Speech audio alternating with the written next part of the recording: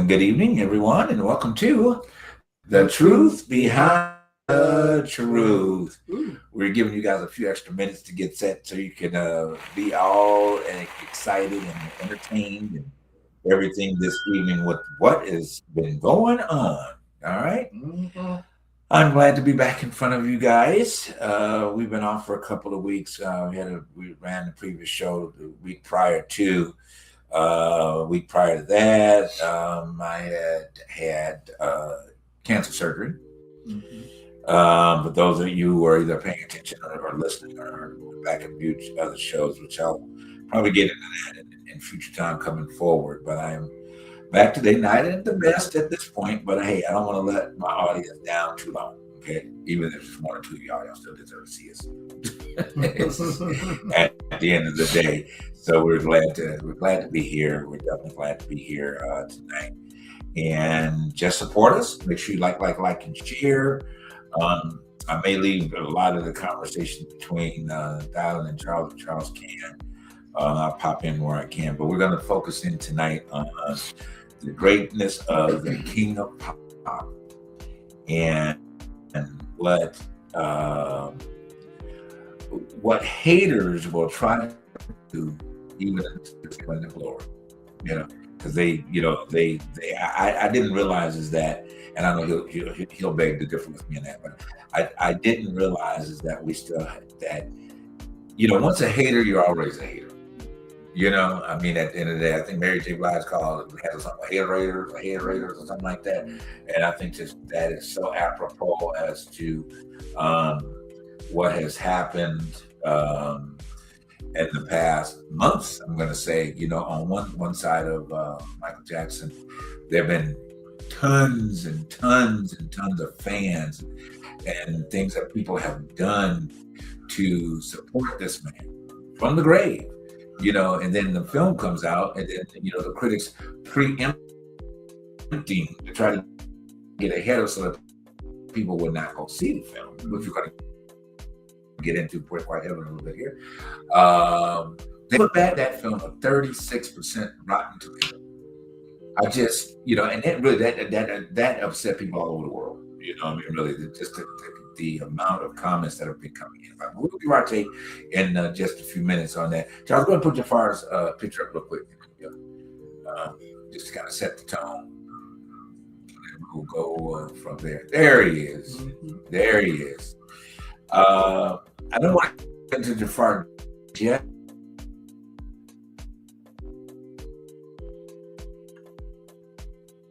Because I want to kind of say that too, when we're talking about the film, talking about Michael and this global sensation, success, and all of that he is having because of his nephew and the film, and what happened. So let's start with real quick with one of his previous. It's a short video, but it articulates his voice and voice together. Either way, they both got the voice. Here we go. Tell me what about it. Tell me what about it. Tell me what about it. Tell me what about it. Tell me what about it. Tell me what about it. Woo! Lord. Tell me what about it. Tell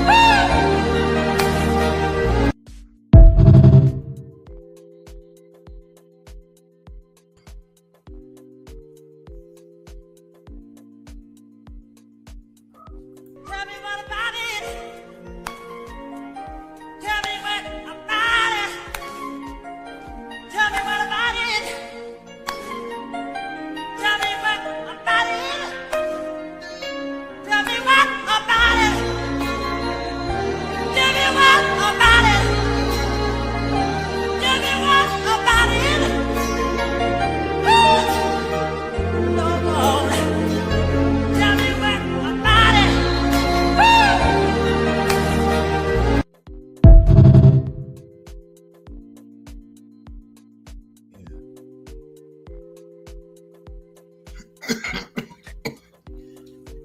So, we good?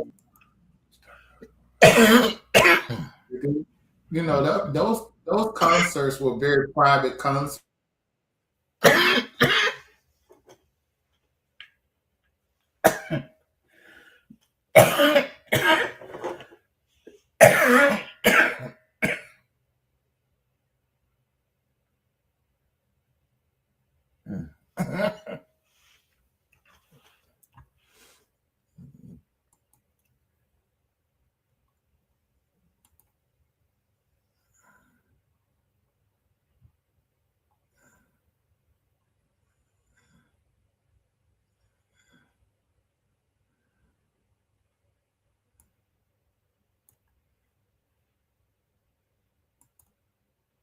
Oh shit. Still will be Oh. regarded as Oh. the best of the best. Because to be honest with you, he changed the music industry. He came through during a time when the music industry was losing steam. And somebody said this, I don't know if Jackie Jackson said this, but he said, you know, a lot of young people during that time weren't buying albums. They were so busy playing video games, or at that time, young people were not enthused with buying albums like that anymore until Thriller came out. And that was really got the music industry back up and going again. You know, MTV did kind of catapult him, because he didn't really, I don't think, needed MTV, but he needed that format to push that video format out. And MTV was that mainstream that he needed that push to get it out worldwide. But to be honest with you, Michael really changed the music industry up into this point. Nobody has yet to really catapult to what he had did after Thriller. Nobody. It's just nobody has came and really busted open the door within the music industry and really was the driving force for production, tours, radio, music promotions, all of that. He came through and he really just changed everything. And overnight, a lot of artists had to switch up their game. They had the record labels had to put money behind videos, behind promotions. Even Mariah Carey said, somebody asked her one not too long ago, why do the music industry do not push the artists like they did before? She said, well, the money has dried up. Yeah. So that is one of the reasons why you don't see that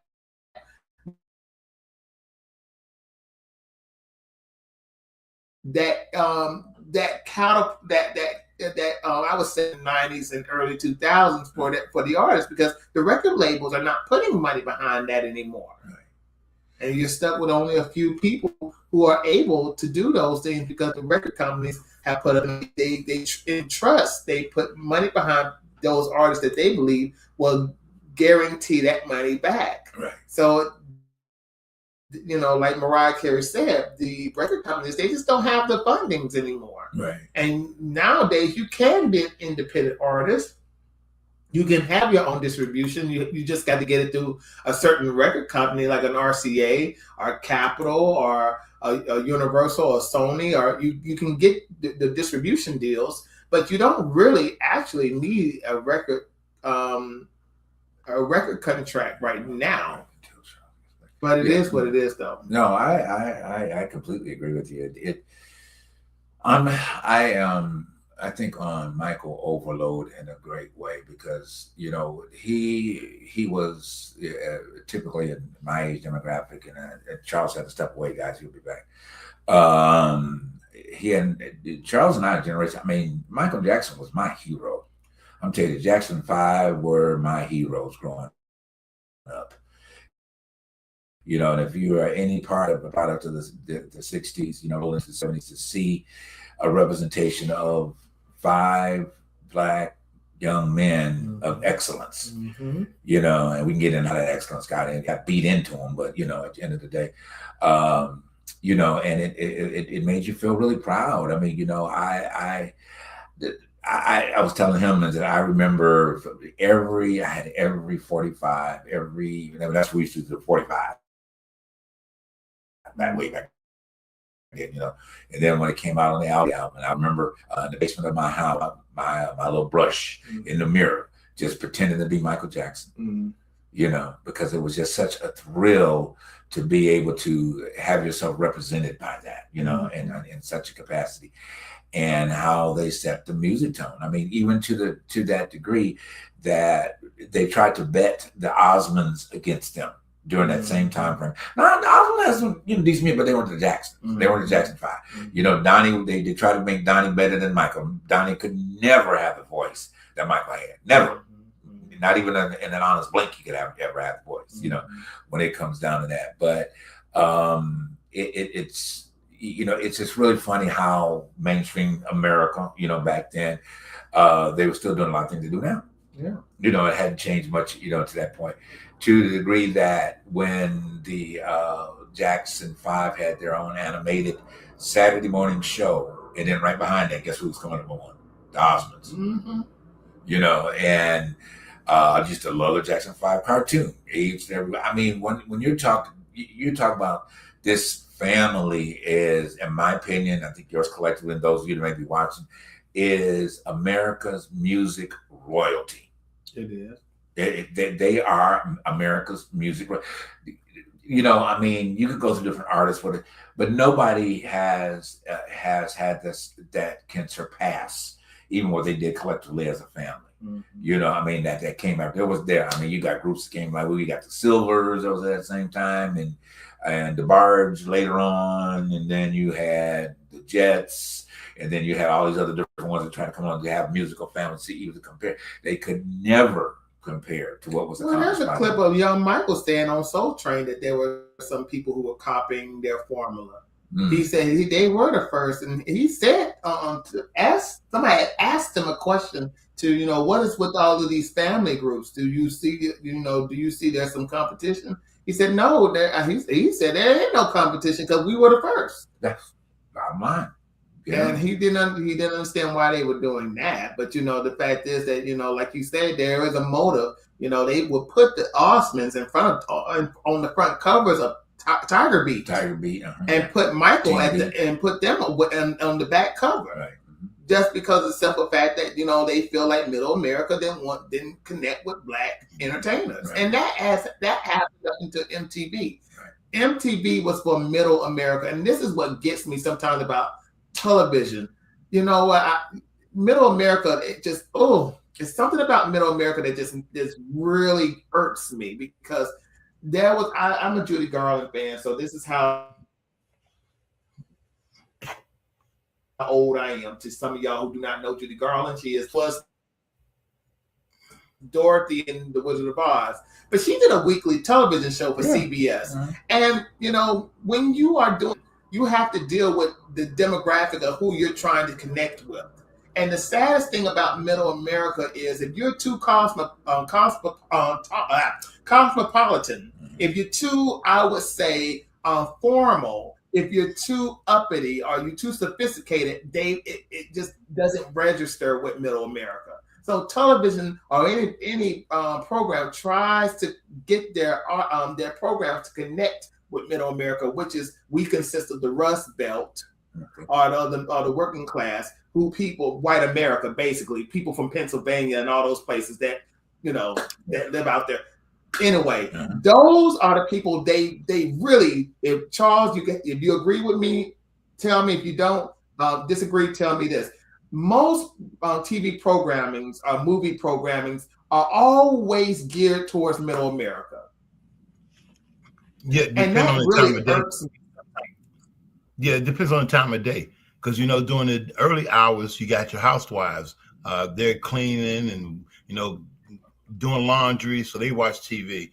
Then you got your after school programs, which is around 2:30, 3 o'clock until about maybe 5, 6. Then you got your evening programming, which comes on with a lot of adults and families from maybe 7:30 to about maybe 9:30, 10. After 10 o'clock, it's supposed to be only adults because kids are supposed to be in bed. That's the mindset of it. But, you know, hell, I stayed up to 12, 1 o'clock when I was a kid. So, and we only had 4 channels. So, you know how that goes. Right, I know, right? But, you know, my thing with that is when Off the Wall came out, disco was burning out. because middle Mhm. America, those people who felt like disco was too gay or too sophisticated or too evil, because disco was considered of the devil. That within the music industry was burning out. But see, Michael came back with it, with Off the Wall, with Don't Stop Till You Get Enough, and Burn the Disco Out. And people felt like, that's not going to register, but it did. Off the Wall sold a lot of copies in 79 and 79 through 81. And, the saddest thing about, the scenario of having to deal with a certain demographic of people who don't want to change or don't want to progress, sometimes messes up with the flow of what everybody else wants to see or want to hear. Do you understand what I'm saying? It's like you're in the house, right? You got 3 siblings. One wants to watch wrestling, but the other one wants to watch soap opera. But then on top of that, you got a whole house of people who would rather watch wrestling than the soap opera. So you got to deal with the shit and watch the wrestling, because that is the situation. What I'm trying to get at. You just got a certain sector of a country who wants to see certain things. So you have to digress. And have to deal with the fact that, we have to put up with this because we got a formula that certain people would rather watch than what I would rather see. Right. And that is the situation when it comes down to mainstream America. Middle America has always been the key focus of most record companies, television programming, Hollywood, even religion. Yeah. You have to put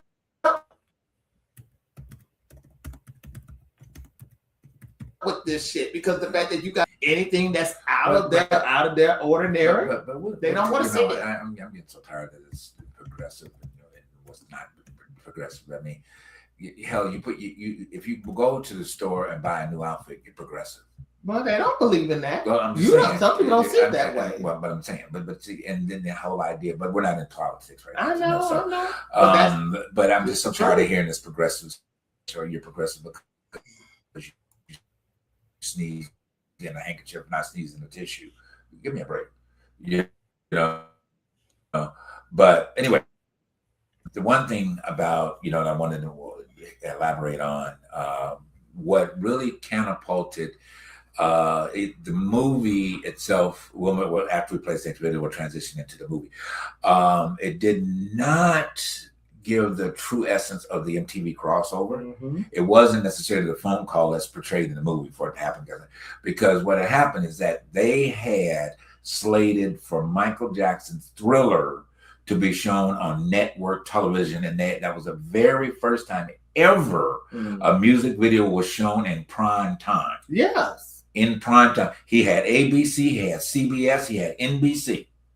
And it was shown at the same time, simultaneously on those 3 channels when Thriller came out. Mm-hmm. That was they built that up. New music coming from Michael Jackson, but they built that up to way up here. And after that is when MTV tried to say, you know what? Oh, shit, what we done? Mm. This man has shut down regular network programming. He did that.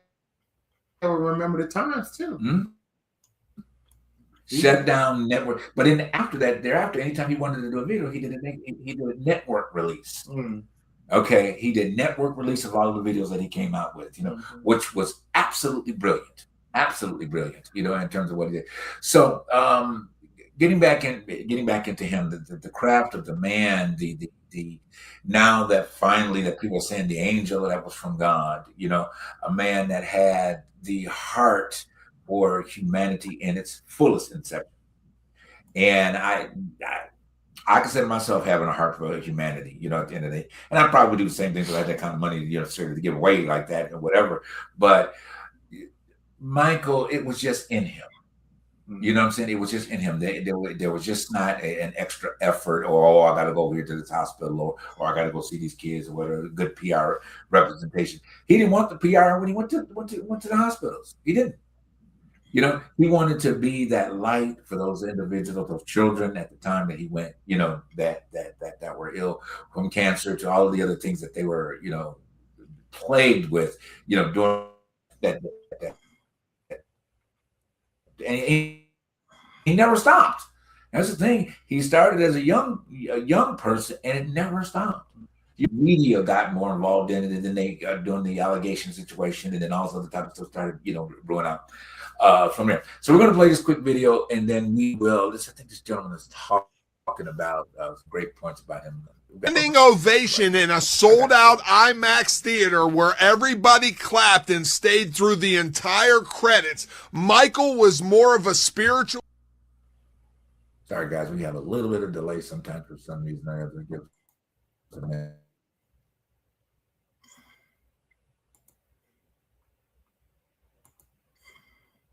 Standing ovation in a sold-out IMAX.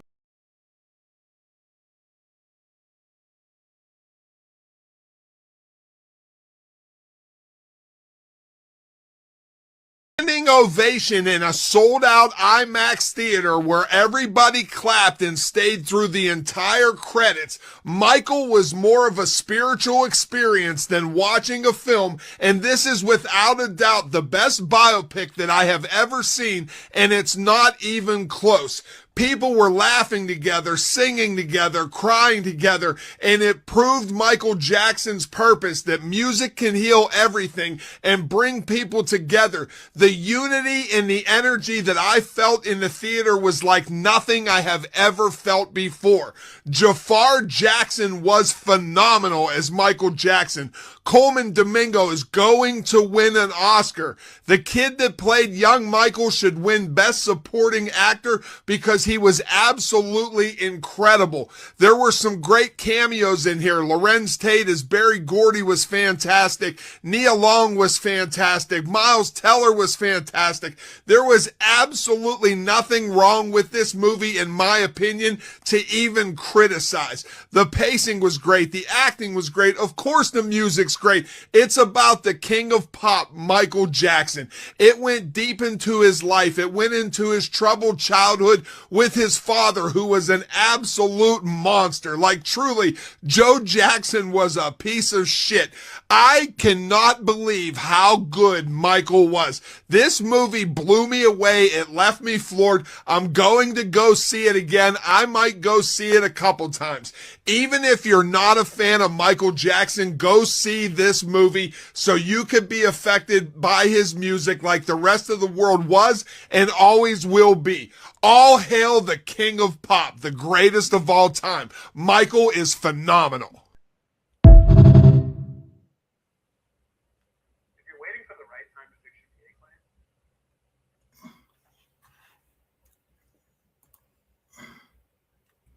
You muted, Yeah, JB. it was a great film. It was really good. I can say from when we went to see it last night, and this is just my critique. I hate to say this, but when are they going to ever get the story of them? Charles, can you hear me? Can you hear You're me, going in Charles? and out. Okay, I hear you now. Either way, I'm still trying to figure out. Great. I'm still trying to figure out when they're going to get the story correct about the discovery of the Jackson 5 before they went to Motown. And I mean, that's my only critique with this whole entire storyline is that was it Gladys or was it Donna Ross? And then there was another Motown act. I'm going to find them out right now. But there was a group from Canada. Oh my God! It was they were from Motown too. Give me a minute. I'm gonna find out who they were because he was during the '80s cussing out the television screen talking about I discovered Michael Jackson Motown. Discovering. Why are you looking up? Yeah, I want to find them out. Charles, so give us.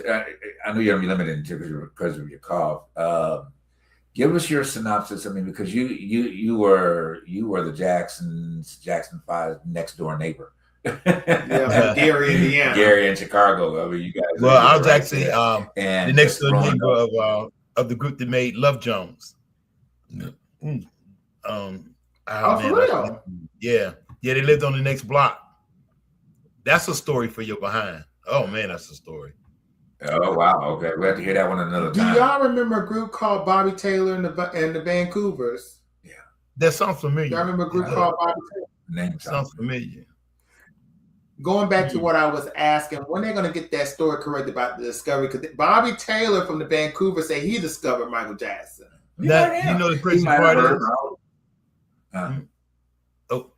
the crazy part about it all is that they were claiming that this is just that moment, a small brief window. There's still other movies to be made, which is the allegations of the child molestation and the earlier years of them being at Motown. So it's like they're gonna get more bang for their buck if they do sections. And then they were also told by the court not to do that. Well, Jafar alluded to that a couple of weeks ago, that they were already in production, you know, as to the next film, you know. So I applaud them, stretch it out, you know. I think to be honest, on my side of it, I thoroughly enjoyed the movie. The only thing I didn't like was because we went to a THX theater, and it has the seats and the spray in your hair and under your seat and between your legs and your nose and everything else. And you know, they should have gave us seatbelts because them damn seats were moving. No, I will not do that again. Even during the bad performance, I was like, it was like on a roller coaster type of. But other than that, I mean, it was a powerful performance, and I have to admit, like everybody else, and I'm a very strong critiquer, you know, especially being an actor. Actors are always very strong critiquers, you know. At the end of the day, I think Jafar did a very phenomenal job. I think that he encapsulated a period of time that honestly he didn't have a lot of record, but he had put it all together. You know, he didn't have a lot of this huge amount of footage to model himself after. He just had these snippets, basically. I mean, you have to think about it. It wasn't like he had a lot. He had a lot. That was a lot of document. That was Janet's complaint. Janet's complaint was that he didn't. Oh my bad. Janet's complaint was he didn't capture Michael's true vibe. She said because she knows Michael better than anybody in the family, she hung around him more. She spent more time with him. Jafar missed the mark with having Michael walk down. She had to clean his room. I'm not being funny. She had to clean his room because Janet said this in her book. She literally had to take care of Michael because Catherine, his mother, said, Janet, make sure you bring him his food and make sure that you make sure that his room is clean. Because Michael, in the movie, alluded to this too, how childish he was. But then on top of that, the ecosystem that guaranteed him the shelteredness of not having to do these things, but to keep him working. Because Michael was a workhorse. He was the golden goose. He was the overprotected golden goose. So anything that was needed to be done, from the cooking to the cleaning to making sure that he stayed in that recording booth and that he was pressing, that was what Janet knew and had to live around. That's what she was alluding to. And she was right. She had to put up with that for many, many, many years when they were living at Havenhurst before she left and did her own thing, because she was having to deal with the fact that Michael didn't eat his food, but when he didn't eat, she ate. And if he didn't clean up his room, she had to go clean up his room. If he didn't take care of his animals, she had to take care of the animals. Well, Michael was the original baby boy. That's a different scenario as to what I was talking about. Well, yeah, he was. Yeah. I mean, he had no other choice because of that, like, he was working. He was literally working. But also, I want to add this too. If you go on YouTube and look up the making of Don't Stop Till You Get Enough and Working Day and Night, guess those two individuals who were in the recording studio at Havenhurst helping Michael with those ideas. There were two people who were not even in the movie. Well, okay. Just guess who were not in the movie. Guess the two siblings who were not in the movie. And those two individuals were there during the process of him making those hits at Havenhurst. You can go on YouTube and look up the recordings of Yeah, them doing "Don't Stop Till You Get Enough" before Quincy Jones and them did the production. But go ahead, Charles. I'm sorry. I was just gonna say, but you have to remember, this is a cinema movie, not a documentary or biography. It's Right, a cinema absolutely. That- movie. So they Right. some things aren't going to be true to fact. Some going to be in there for entertainment value, but it's all cinema. It's not really a documentary or a biography. That's the one thing they kept expressing. This does not follow the exact. It's a replica of Michael's timeline during that period, but it does not reflect everything that happened or transpired in his life. They make sure they put that asterisk out there because people were saying it too. You know, and my point was not to be digging into all of the stuff that's way behind the scenes. My point was to, at this point, talk about Jafar and what I believe a remarkable job that he did, not having all of those other mechanics in it, because he did what he formulated was on video, but how he took that and just made that himself, but yet made himself become his uncle. You know, pretty much, because when you watch it on film, and when you, because all of us that grew up with Michael knew every transformative piece that Michael did. Everybody did, you know, and from one stage to the next stage. But to follow how Jafar allowed himself to take that journey and embrace every one of those things that they brought was just remarkable for a first-time actor. Yeah, he did a good job. Very first time. For a first-time actor, and then on top of that, we don't even know how he sounds, but I've heard vocally him, and he does sound a little bit like his uncle. I mean, I've heard got some recordings. There's some recordings of him, and he does sound like Michael. Yeah, prior to. So, you know, I don't like this term, but some people call it an omen. You know, I don't like that term, but you know, there's a reason for him to be the one that ended up playing him, you know, at the end of the day, and portraying him, and throughout this whole series of how it's going to be played out, you know, I mean, at the end of the day. So I celebrate the film. I do want to talk about, let's see other performances. Colman Domingo, bro, you did it. I think he did a good job. You did it. And honestly, I think he was a little bit more rueful than Joe himself was. You know, for the part of what we saw from Joe, you know, on the side of it, because you know, Colman did a phenomenal job. Nia Long as Catherine, very subdued, very wasn't Angela Bassett. Very demeanored, presentation of Catherine. I think that was well. And I kind of like how really nobody else, because it was not about them, it was about Michael, you know, and how they had snippets, but they didn't get into their lives. They didn't get into Jackie's life, Tito's life. You know, they didn't get into any of that. They didn't even get into Jermaine's lives. You know, when they were getting ready for the tour and movie itself, for those of you who haven't seen it yet, that Jermaine was just kind of off. When Joe came to them and said, well, Jermaine decided to stay with Motown when we left to go to, come to Epic Records anyway. So it really stayed true to the elaboration of the succession of where Michael was during that time frame. Now, of course, you know, it's just so much you can do in a short period of time. You got to hit this, and keep it moving. You know, because somebody would say, well, you spent too much long with him in the recording studio, or you didn't spend enough time with this person, or whatever the case may be. Excuse me, if you were not No, and I was just saying, oh my God, I wish there was that moment when they did The Wiz. You know, the first time Quincy and them spoke was when Michael mispronounced Socrates and said Socrates, and in the movie, and Quincy said you're saying the name wrong, it's Socrates, and that's how Quincy and Michael first met on The Wiz, was during that moment of him making that mistake, and the actual friendship, blossomed into them, and then into them wanting, Michael wanting to do Off the Wall. Even in the movie, when Michael went to the heads of Epic or CBS Records, and said that I want Quincy Jones to do this album.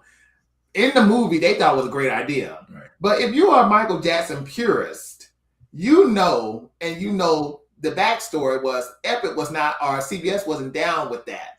because they considered Quincy Jones a jazz producer or an old timer. They wanted somebody like from the guy from Earth, Wind and Fire to do Maurice White to do Off the Wall.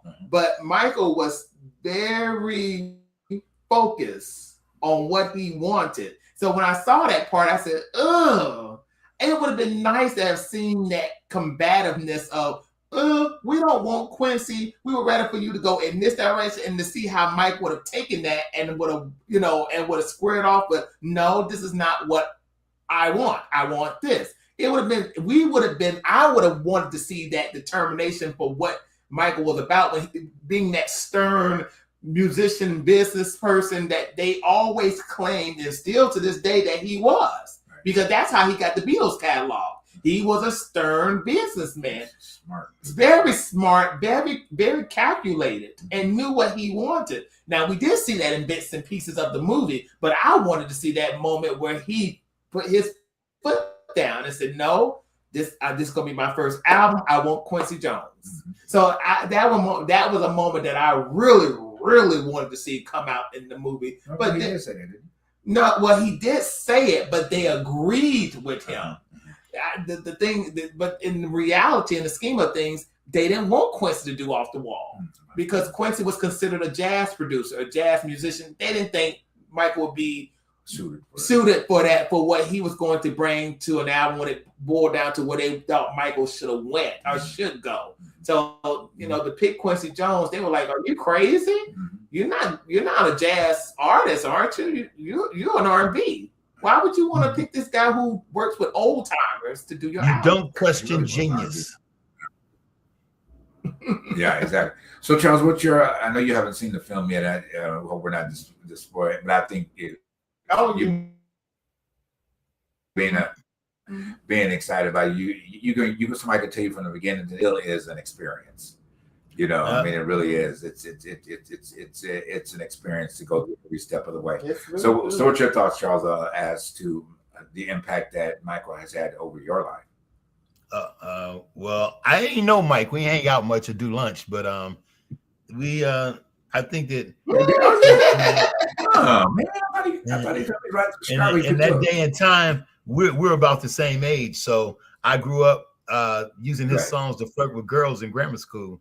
Okay. You and I were made. Let's make a pact. Those type of songs. So in ABC, it was a good era because, like Donna had stated earlier, between them, we always got to have the carbon copies, the Osmonds, and then there's always other people emulating. So we had the Silvers and the False, Silvers and the DeBarges and everybody. They set the road up for that group. Frankie Lyman and them were that group before them, and then they took it to another level when they came in at that age, and they showed them with the dancing and the music, and then they just set the standard for boy bands for the rest of eternity. Because whoever does it is going to use that model to get anywhere. And Michael is just nothing but a star. I mean, think about it. He's the youngest boy, but he's the lead singer in the group. You can't just carry a group and not have no talent. You have to have something to offer. And he did. They tried to make Donny Osmond that way, but it didn't work. I mean, I still say Donny Osmond sounds like a broken Bing Crosby, but that's just me. That's just my thoughts. But hey, Michael did his thing. He was very genius. But what's so funny, Don?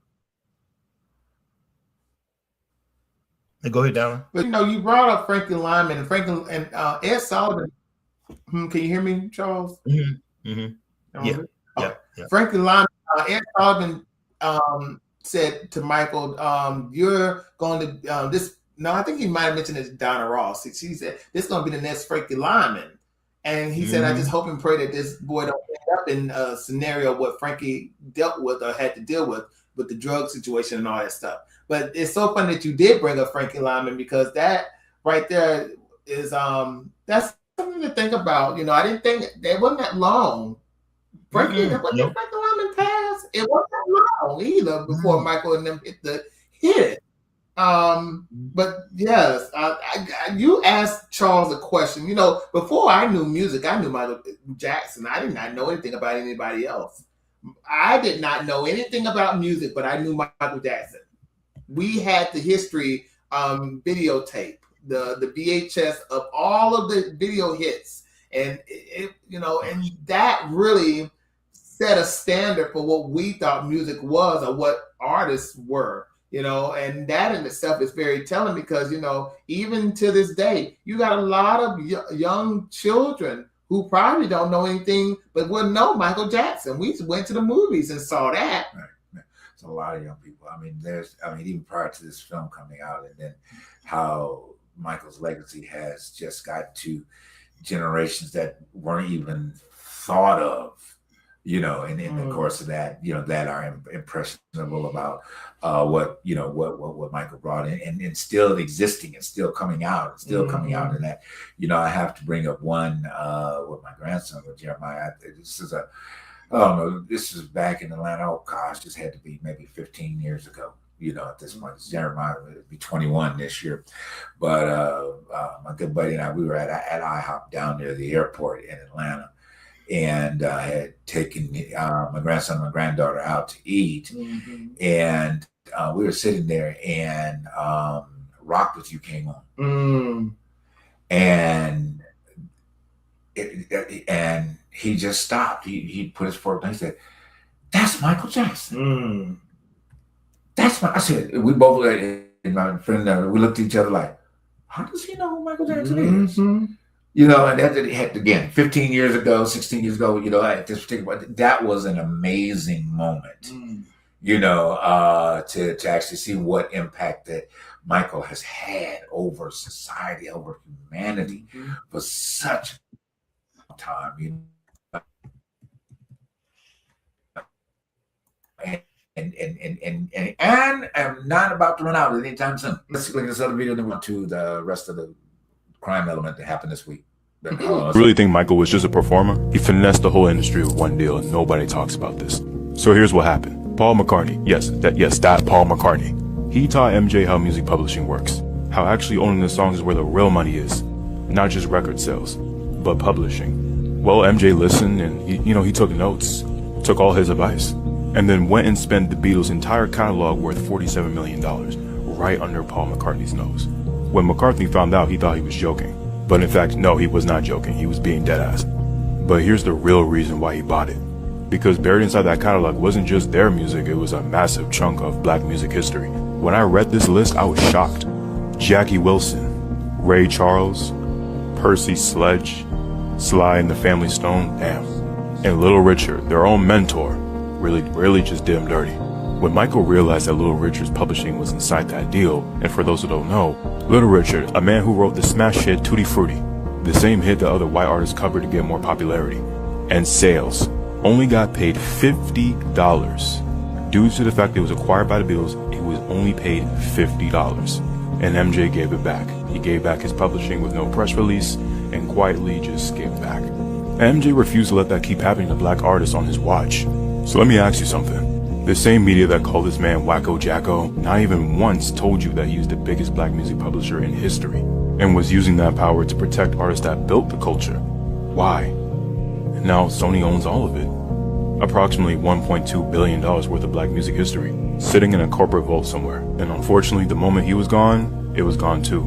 And we all have our theories, but we get what really happened. So the next time someone tries to reduce Michael to a punchline, send him this video. The man wasn't just the king of pop. He was playing a game nobody even knew was being played at the time.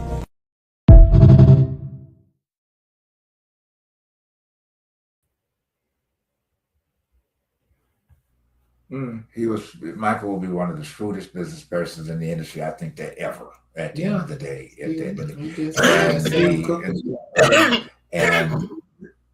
And the story being that, he even sung about his own death, and them wanting to kill him pretty much because they didn't have any power over him, at all. When it came to it, they had no power over him. No, Tommy Mottola and all of them didn't have any power over him. But he called Tommy Mottola out. But he did something Sam Cooke prior to him even doing what There he you go. did, There you go. was trying Sam to Cooke. do, Yep. and was trying to get a lot of black artists during that time period to do was to own their publishing. And you know what's sad about what happened to Sam Cooke, which was, you know, he signed that hoax of a contract to that guy, and to this day, Sam Cooke's music is owned by the family of that guy. Every time you hear Sam Cooke's music, the family of the guy who stole it is getting the money still to this day. But see, I sometimes in my mind wish that Sam Cooke's music was in that publishing deal with Michael, because he would have gave that back to Sam Cooke's brother and his family. Just the way, and to be honest with you, I was so happy to know that Michael did that for Little Richard, because Little Richard and a whole bunch of his peers were just screwed over by the record companies during that time period. Them writing all that music, and the next thing you know, they weren't getting paid nothing but pennies. But you had Pat Boone and Elvis and all of them getting these lucrative deals, getting these lucrative payouts and these endorsements in Hollywood. It was even Nat King Cole. Thank God to his wife, because Nat King Cole, thank God to his wife, she helped him with that. But there weren't a lot of black artists who were that sophisticated with their business stuff. James Brown tried it and he worked it out, but then he was getting screwed over. And you had other people down the line, even through Motown. Motown screwed over their own artists that way. But you know what? That's the industry. And it's so sad that you know black artists were being used and exploited in such a way that they are still to this day, some of them are having to work to the grave. You got some of them that are working, I mean, they're dying on stage, literally, some of them. And they need to be at home retired. That's my gripe with it. You know, and you know who I'm talking about. You see them struggling and having to sing their hits when they should be retiring at home. But it is what it is, though. It is what it is. Yeah. Charles, you got a point real quick? Oh no. Hey, like I said, that ownership has been a fight for Sam Cooke, Michael Jackson, and Prince. They've put pretty much dedicated their life to owning your masters. Owning your masters means you own your intellectual property. You have control over who and how it's represented. Nobody can just go out there and do what they want to do with it. And that's where we face right now. Just a little side note, that's where AI is.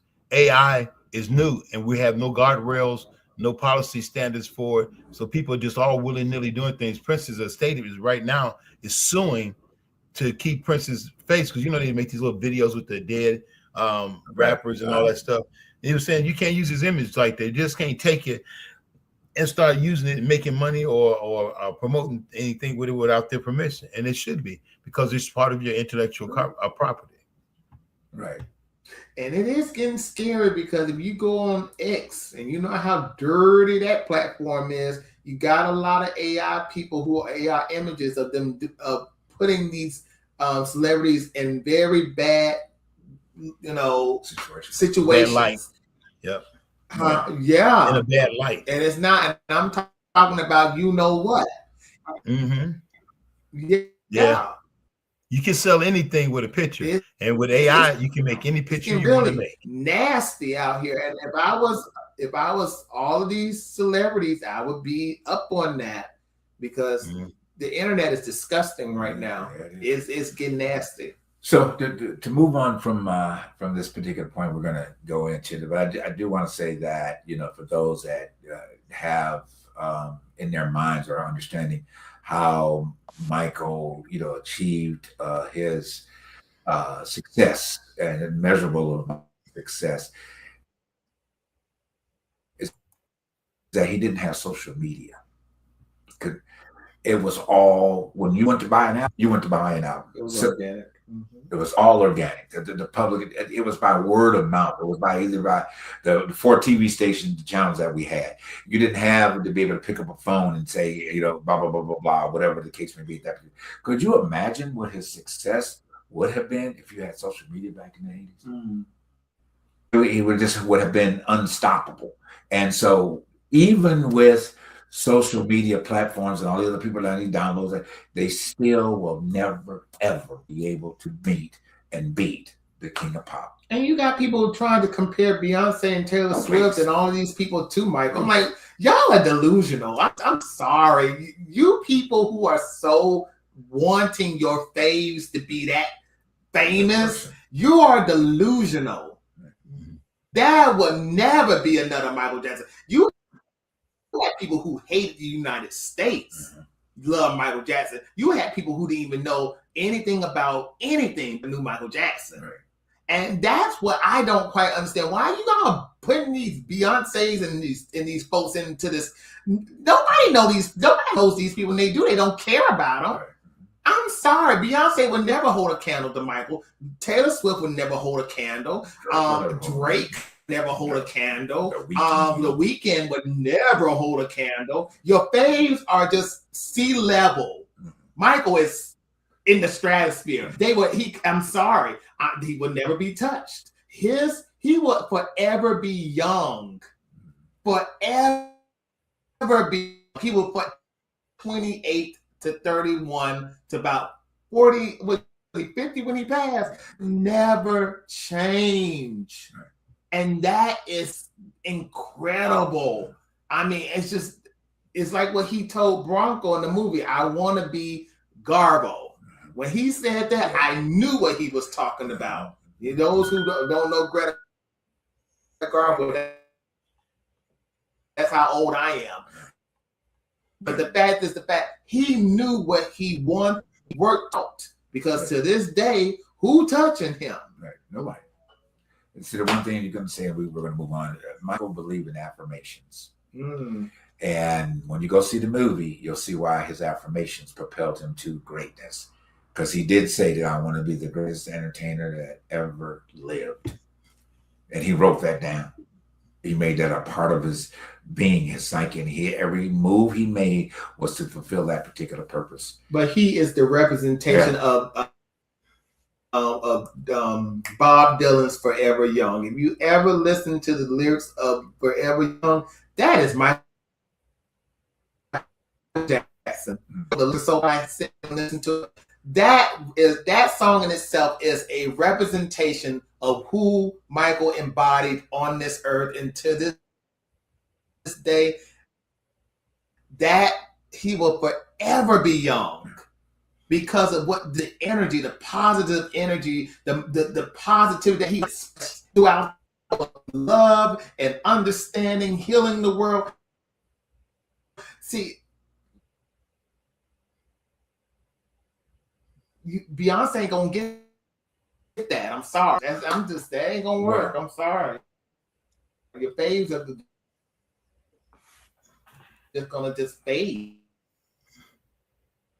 All right. That's true. Well, according to the conversation, if you haven't seen the film yet, I highly encourage you to go see the film. Okay, see it on the weekend when to make sure that the theater's packed, because it would. I mean, with the volume amount of people and the people that I've had mentioned today, like everybody they're so taken back by this, and the 1 weekend success of this film, $100 million stateside and 220 worldwide in 1 weekend. Okay, it wasn't supposed to happen. And to all you critics that had something bad to say about the movie, F y'all, okay? Because the people have spoken. The people have spoken. You can't talk about Janet like that. And he hit another good point too. And then on the grid, Janet has a reason. I'm a diehard Janet Jackson fan, just as much as I was, but not quite as Michael, but a diehard Janet fan. I think that from a business standpoint of view, regardless of how she felt about it, she missed out on a big opportunity. Because every one of the brothers put money up for this film. They are all executive producers on this film. So they made some money.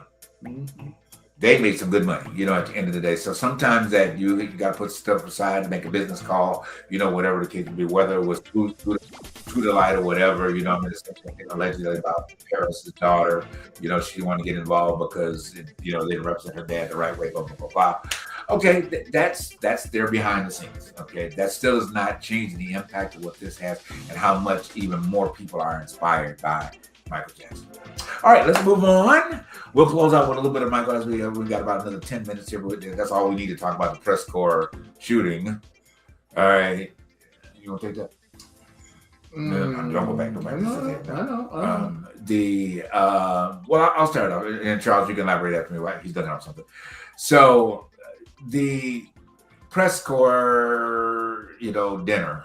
All right. Now that because those of you who haven't seen it on the news, that there was an alleged attempt on Donald Trump's life again. You know, the man wasn't even in the room, but you know, he was shooting at Donald Trump from the hallway. From the hallway. From the hallway. You know, so but he missed from the hallway. So he ran with the gun, but he was making an attempt on Donald Trump's life from the hallway. He wasn't even in the room, but he made an attempt. But he was shooting at the president. Oh, that man didn't follow president. I got a little problem with that one. Okay. And I'm sure as time rolls out, you know, it's going to be, you know, more and more revealed about that. All right. At the end of the day, this guy, I of course know nothing about him or whatever. He appears to be a biracial gentleman that is from Torrance, California, out here. As far as we know, in the pictures that they had, all they had him was half naked on the floor with his face in that old dirty ass carpet. You know, and he was a teacher. He is a teacher. He graduated with honors, and he just, if the allegedlys are true, he probably did what a lot of other people want to do. Okay, either they don't have the financial means necessarily to do it, you know, and do it to the capacity that he did, or didn't save up their money at the end of the day. But this situation is beginning to be bigger than the event itself, you know, and how they are being specific on what this gentleman had done. You know, everything that this man had done in 1 hour and 15 minutes of a time frame that he was shooting at Donald Trump. Okay, from the hallway. Well, he's been alleged to know Charlie Kirk's wife, and he also knows J.D. Vance's wife from some type of innovation contest where they new gimmicks and experimental things. They supposedly met, I think, in 2019, something like that. So he's supposed to know J.D. Vance's wife, the second lady. But you know what? The saddest thing about this, and I'm just like any typical American, this is such a distraction. Yes, it is. It's just a distraction. The economy is up to no good, and the war is not doing too good. So this is about the only thing they can come up for us to keep our eyes away from what's actually happening right in front of us to this situation that is all of a sudden just happened. I'm not going to fall for the okie doke, because this has been going on since his campaign, and all of a sudden this has happened some time back with whatever that had happened, where somebody was trying to shoot at him, and then all of a sudden now they're shooting at him again. It's going on that the American people are not paying too much attention to. But to be honest with you, some of us are seeing what we're seeing, and we now know that this right here, this little shootout, is really nothing but a distraction. And I'm tired of even trying, you know, to be honest with you, Trump, you know what? I don't want to see him get killed. But then on top of that, he ain't no better. He likes to post things of people getting shot up and getting beat up. So in my mind, if you bring that energy, putting that energy out there, what makes you not think that energy is coming back towards you? You know, is a tit for tat. If you posting this stuff on your true social, that you like the fact that some people are getting harassed or getting arraigned, and you want your people to attack these certain set of people that you deem un-American, then what makes you think that this stuff ain't gonna come at you? But at the end of the day, it's all a freaking distraction. The economy is tanking, the war is not doing too well, and all of a sudden you getting shot up at a dinner. Now we got to build this ballroom. We all knew that was going to be the excuse. We need to build a ballroom, and we need your tax-paying money to do so. But then you got all these rich benefactors with all this money, all this clout, and now you need my my tax money to build up your fortress. Yeah, this is BS. I don't know. And then I feel like the guy they caught, I think he was just there at the wrong place at the wrong time. I don't think he was actually doing anything. I just think they needed somebody to really throw this shit on, and they figured that, he from California. I mean, he a teacher from California, and God forbid if he's progressive. But then on top of that, he from, but I'm so sorry. I'm not feeling this. I don't care too much for it. It is what it is. It's just a distraction. Yeah. Charles? Well, they say that this is a staged assassination attempt. So I'm gonna lean in on the side of that's what it is, because I really can't see it being anything else but that. Because Trump, think about this. It's always at the most opportune time. It's a great distraction. Yes, it is. Yeah. But you know what? I feel bad for Patel. Say it again, Charles. I said for a war that he shouldn't have started, that he can't get out of now. Mm-hmm. Yeah, well, that too. So this event was that alleged one too. Look at that. Look at this. But you know what? I feel bad for Patel. I mean, Patel. Oh, you mean the FBI? The drunk. He the drunk. Why you feel bad for him? Well, that lets me know that he wasn't on game. I mean, he never got is. Somebody coming. He never is on game. How could you allow somebody to come in with a gun at a dinner were they at the Hilton? They were somewhere, but they were at a hotel. But how did that happen? You're supposed to be the FBI leader. You're supposed to know who's coming after your folks. I don't know. You didn't catch right between whatever cocktail hour it was. Yeah, probably that what it was. But I think he's gonna lose his job. I think he's gonna lose Bug-Eye gonna lose his job for real. Because I think this is just going to be another excuse to get rid of the DEI hire to go get somebody else who's worthless too. So Patel, you on your way out the door. I'm sorry, man. You lost your job that night. I just hope. You're gonna risk. They trying to put Comey in jail for doing what Trump does every day. Oh shit. So, you gonna lose your job. You gonna lose your job. Yeah, Patel gonna lose his job. He might as well go get him another drink of scotch. You gotta get another bottle of scotch. Get a case of scotch. And just drink yourself silly, because honestly, that's what he do all day, every day. That's what they say, allegedly. Well, my thought on the whole situation is that. It to me, it's a distracted excuse. And the more distracted excuses come up, that pushes the Epstein files further and further away. What you felt like that was not going to be revealed to the American people anytime soon. Pam Bondi knew what she was doing before she got her ass fired. At the end of the day, and she pushed the papers from one side of the desk to the other side of the desk.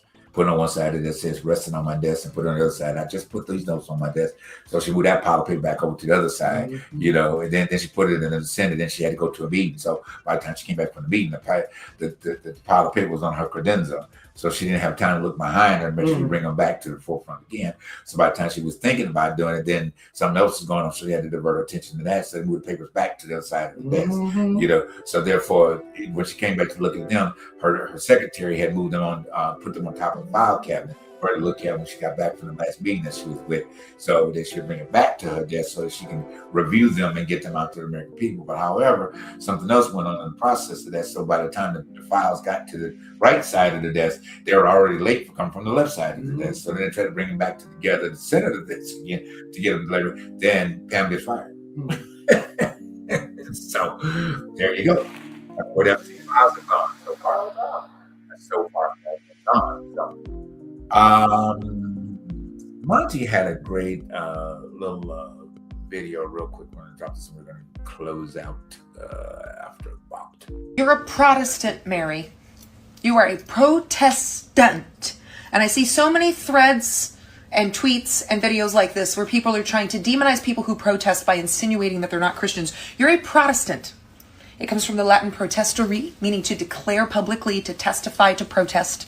And it originates in 1529 Germany. So after 1517, the Roman Catholic Church at the Diet of Speyer allowed for cities to choose their own religion, and many of them adopted Lutheranism over Catholicism. So in 1529, at the Second Diet of Speyer, and diet in this context is just a political assembly, at the Second Diet of Speyer, the Catholic Church comes in and tries to relinquish that freedom to choose their own religion. And so 6 princes and 14 cities released a protestation of their freedom of religion being revoked as an act of protest against the very name of the version of religion that you celebrate and say you follow is based on protesting. Protesting when people tell you what to believe. Specifically, when they try to take your freedoms away, specifically. So if you're really in keeping with Protestant history, Mary, in fact, it is the Christians who are protesting when rights are withdrawn and freedom of religion is under threat.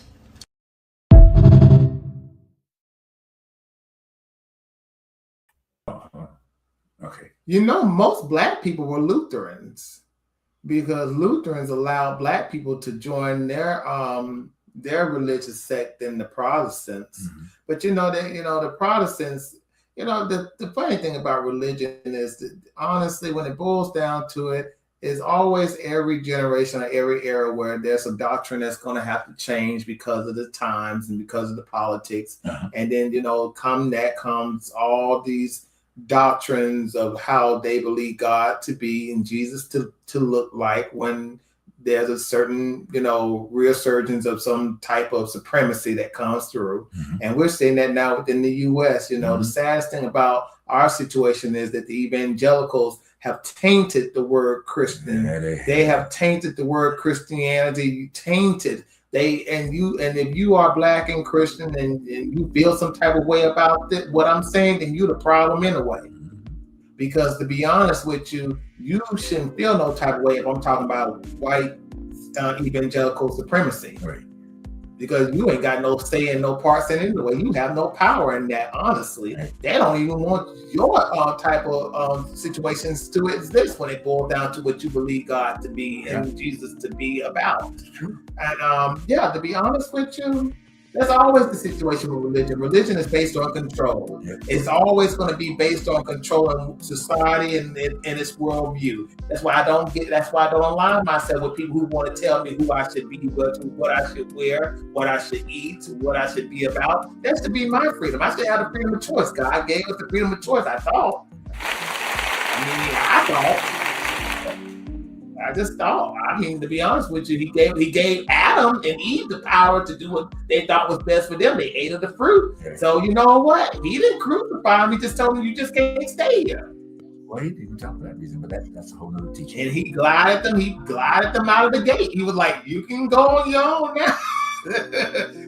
But to be honest with you, that's just, I just don't understand why we have to put up with this type of nonsense. But hey, people, there are certain set in certain parts of society that believe that their say trumps what you think is best for you. And I think, to be honest with you, that is the problem with Christianity over in if you don't like what's going over in Iran with what they got going on, you shouldn't be trying to copy what they're doing over here. I'm just saying. True. I completely agree. Well, we weren't going to get into the word. I know. That's just the.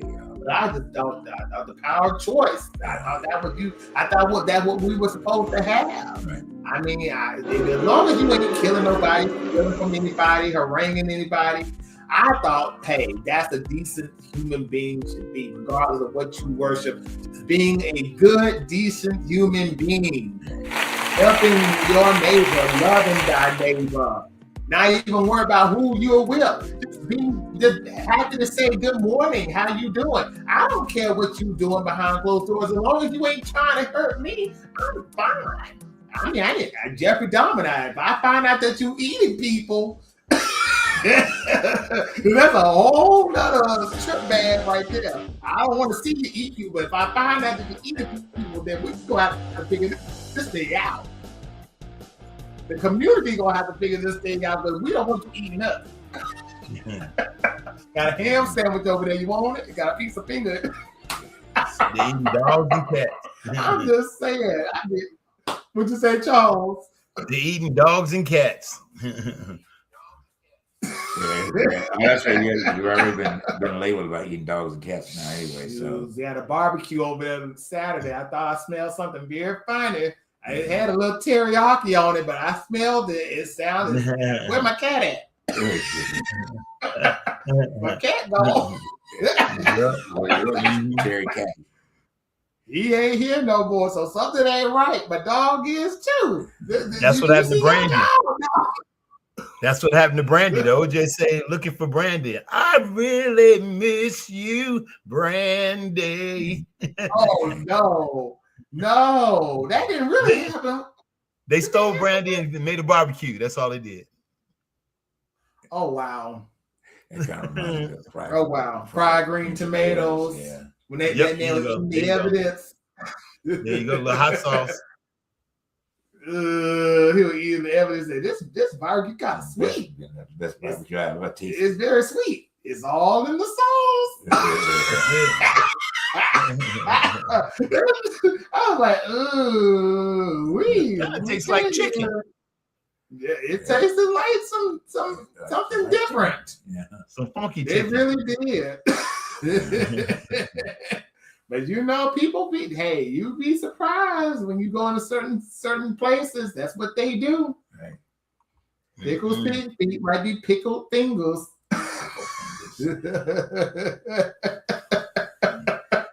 That is. Oh gosh. So give us a little quick wrap up on Michael. I was trying to find this other video for us to play, but I'm not going to be able to do it. Look like my wrap up with Michael is that I wish we had more Michaels out there. I wish we had more Nina Simones out there. I wish we had people out there who are more aware of what we're having to deal with in this society. And Nina Simone said that most artists need to be attuned with the times that they're living in. Right. Because to be honest with you, that platform that you have as an artist is very powerful. And I'm happy that Michael understood that. When he wrote They Don't Care About Us and Earth Song and Stranger in Moscow, and because those songs were very prolific. Stranger in Moscow talks about depression. They Don't Care About Us talks about the injustice of a system that we're still trying to clean up. Yeah. And Earth Song is based on the climate. But the saddest thing about these artists nowadays, they are so busy trying to get a quick hit. And I'm sorry, none of these hits really last. You won't hear nothing. You won't, I'm not trying to think of a certain artist who I really could care less about, who I know whose song ain't gonna really stand the test of time. BTS. Who? Yeah, that's what I said. Who? BTS. Who? Their hits ain't gonna stand the test of time. They just gonna be like NSYNC and all of them. It's just gonna be at the moment, a moment, and it's gonna be away. Clean slate. We might hear about them from people who, did you know about BTS? Yeah, I just knew of them, of a Korean group that really who had great black producers. Great black producers. Let's talk about it. They had great black producers. What did they have black producers? They do have great black producers. Oh, okay. They do. Black people produce their music. Oh. That's why they're so hip to urban anything and everything. Right. They have black producers. And you know what? I feel bad for those people who say, well, you know, R&B should come back, but you got to get the black producers to stop going over there and giving away our formula. I mean, hey, BTS got the formula right now. I hate to say it, but hey, that's where R&B is at. It's over in Korea now. I mean, shit. I mean, the money's probably good, but that's where R&B is at. Girls went out. Go down. Oh my God, I just could not. And then push this song to win an Oscar. What? What about SZA? You like SZA, Charles? All right. Yeah, I think she's pretty good. Yeah. SZA's like the new Mary J. Blige. Yeah, but she can sing. All right. So it has been a wonderful evening tonight. Again, we were just elaborating about Michael and the success of the movie, which will be continued. I'm looking for big numbers next weekend. So if you haven't seen it, one all over the world. Yep, big numbers next weekend. Big numbers next weekend. Big numbers. Just keep those numbers coming in, guys, and just put your party and your dance hat on and go in for a ride with MJ. It is well worth the ticket price, well worth you going to see, and F the critics. Now, going back to SZA, now you say she can sing. Can she sing in English? Stop. All right. So we're going to close out just a little bit with Michael. We start out, we're going to close out with just one of his great vocal moments. And we will see you next week. Right here on The Truth Behind the Truth. Stop existing and start living. And it feels that always love's enough for us growing. Make a better world. Make a better world. Give the world.